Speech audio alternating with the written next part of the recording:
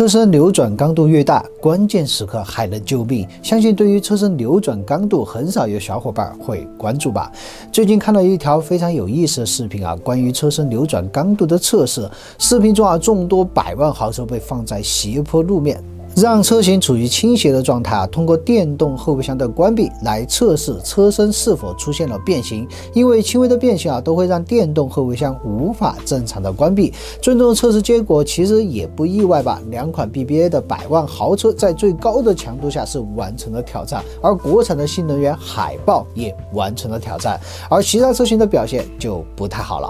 其实从很早以前国产品牌在被动安全上就更为的重视，用料相比合资也是更为的厚道，因为早年设计技术方面确实不太行，那笨的办法就只有去增加成本，在高强度钢材的一些材料上去下功夫了。但现在的技术全面的提升，用料厚道的传统也是延续了下来。海豹作为 CBT 技术 E 平台 3.0 的全新车型，自然在安全性上面就非常的重视了。所以说这样的结果我个人是不意外的。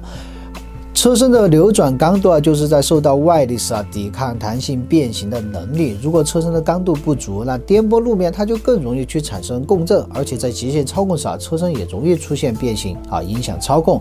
当然更重要的就是被动安全性在发生碰撞时刚度越强，那它的车身就越不容易出现变形，从而保护成员的安全。那对于这样的测试结果，你觉得如何呢？可以在评论区告诉我。